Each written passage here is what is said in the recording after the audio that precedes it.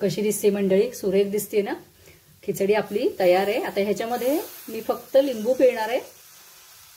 केव्हाही गॅस बंद करून कुठल्याही पदार्थामध्ये लिंबू पिळावं, म्हणजे मग कडवट होत नाही तो पदार्थ। ही साबुदाण्याची खिचडी कशी करायची आता आपण बघूया। नमस्कार मंडळी, हेल्दी फूड कट्ट्यावर सगळ्यांचं खूप स्वागत। आज मी करणार आहे साबुदाण्याची खिचडी। आता तुम्ही म्हणा साबुदाण्याच्या खिचडीमध्ये एवढा व्हिडिओ करण्यासारखं किंवा वेगळं असं दाखवण्यासारखं काय आहे, पण आज आपण जरा वेगळ्या प्रकारची साबुदाण्याची खिचडी करणार आहे।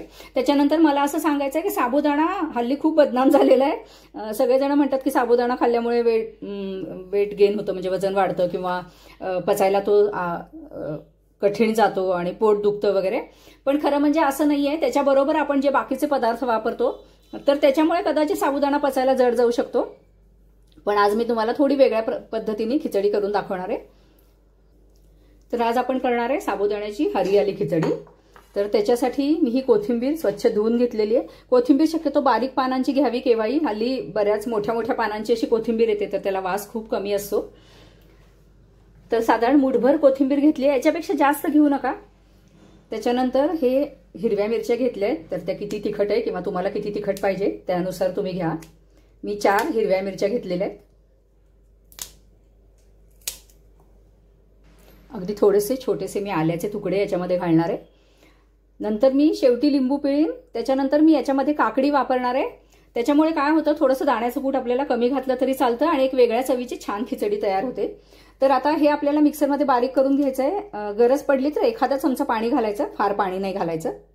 बऱ्याच जणांना प्रश्न असतो की किती साबुदाणा भिजवायचा किंवा एका डिशसाठी किती साबुदाणा लागेल। तर आता हा मी मध्यम आकाराच्या वाटीने साबुदाणा भिजवलाय। ह्याच्यामध्ये 2 डिश व्यवस्थित तयार होतात। तुम्हाला हे बाकीचं जर ऍड करायचं नसेल, म्हणजे बटाटा काकडी वगैरे, तर तुम्ही जरा मोठ्या वाटीने साबुदाणा भिजवा, म्हणजे मग 2 डिश त्याच्यामध्ये व्यवस्थित तयार होतात। आता आपल्या चवीप्रमाणे ह्याच्यामध्ये मीठ घालायचंय। छोट्या चमच्याने मी 1 चमचाभर मीठ घातलेलं आहे। त्यानंतर ह्याच्यामध्ये साखर घालूया, नाही घातली तरी चालेल तुमच्या आवडीप्रमाणे। त्यानंतर हे जे आपण हिरवं वाटण तयार करून घेतलंय ते आता आपण साबुदाण्यामध्ये छान मिक्स करून घेऊया।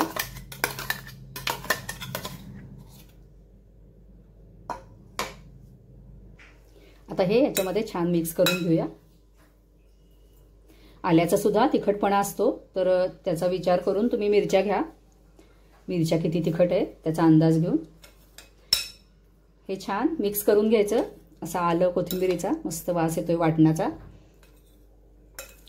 साबुदाणा आता जरी मी असं आधी म्हणलं की आता खूप बदनाम झालेला आहे वगैरे, पण आपल्याला खूप आधीपासून आजारपणात वगैरे साबुदाण्याची खीर तुम्ही दिलेली बघितली असेल। कारण काय, साबुदाण्यामध्ये त्वरित ऊर्जा देण्याची गुणधर्म आहे। तर त्याच्यामुळे हा जो साबुदाणा आहे त्या साबुदाण्याची खीर किंवा नुसतं शिजवून जरी जिरं ताक मीठ असं सुद्धा घालून रुग्णाला देता येतं। त्याच्यामुळे लगेच एनर्जी मिळते, कारण ह्याच्यामध्ये कार्बोहायड्रेटचं प्रमाण जास्त असतं। त्याच्यानंतर आपण सगळे हल्ली वेट लॉसचाच फक्त विचार करतो, पण काही थोडी लोक असतात ना, तर ते ज्यांना वेट गेन पण करायचं असतं, तर त्यांच्यासाठी सुद्धा हा साबुदाणा उपयोगी आहे। एकीकडे मी कढई तापत ठेवलेली आहे आणि याच्यामध्ये मी जी काकडी घालणार आहे तर त्याची मी सालं काढलेली नाहीये।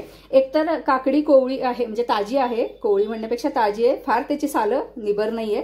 पण तुम्हाला हवी असतील तर तुम्ही काकडीची सालं पण काढू शकता, पण काकडीची सालं जर काढली तर ती फोडणीमध्ये नाही घालायची। आता ही मी सालं काढणार नाहीये, त्याच्यामुळे मी फोडणीमध्ये थोडीशी काकडी परतून घेणार आहे आणि शिजवायची असल्यामुळे जरा याच्या अशा थोड्या मोठ्या फोडी मी करणार आहे। तुम्ही जाड खिसणीने खिसून घेतलं तरी सुद्धा चालेल। साबुदाण्याच्या खिचडीमध्ये पण आपण खूप वेगवेगळे प्रकार करू शकतो, त्याला वेगवेगळे फ्लेवर देऊ शकतो। आता आज मी काकडी घातलेली आहे, तसंच बटाटा सुद्धा, बटाट्याच्या चकत्या आपण नेहमीच घालतो, पण बटाटा सुद्धा जेव्हा जाड खिसणीने आपण असं घालतो ना त्याच्यामध्ये, तर ती साबुदाण्याची खिचडी मऊ पण होती आणि चवीला पण खूप छान लागते। काकडी वापरताना केव्हाही कडू गोड नक्की आठवणीने बघून घ्या। साबुदाण्याची खिचडी करताना शक्यतो तुपाचा वापर करावा, म्हणजे चव खूप छान येते आणि विशेष म्हणजे याला तेल किंवा तूप खूप जास्त लागत पण नाही, कमी तुपामध्ये पण छान खिचडी तयार होते। मी साधारण 2 टेबलस्पून तूप घेतलेले। तूप छान तापू द्यायचं आणि मग त्याच्यामध्ये आपल्याला जिरं घालायची आहे। ही जिरं छान तडतडली पाहिजे, कच्ची जिरं चवीला चांगली लागत नाहीत। तर ही जिरं व्यवस्थित तडतडलेली आहे। आता याच्यामध्ये मी घालणार आहे काकडीच्या फोडी।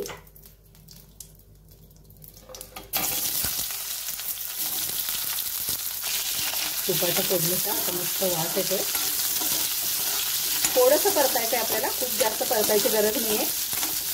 आणि मी जसं आधी म्हणलं तसं एकतर तूप जास्त लागत नाही, त्याच्यामुळे शक्यतो तेलाऐवजी तूप वापरा.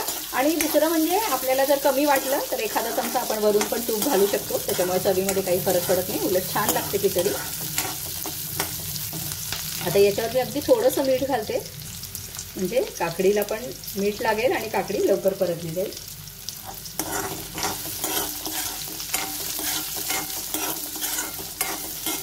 तुम्ही जर काकडीची सालं आधीच काढून घेतली तर मात्र साबुदाण्याबरोबरच काकडी घातली तरी सुद्धा चालते. काकडी जर खिसून घातली तर फार बारीक खिसणीने खिसायची नाही, नाहीतर मग ती खिचडी सगळी गच्च गोळा होते. साबुदाण्याची खिचडी आपल्याला मऊ हवी असते, पण गिच्च गोळा अर्थातच ती कुणाला आवडत नाही.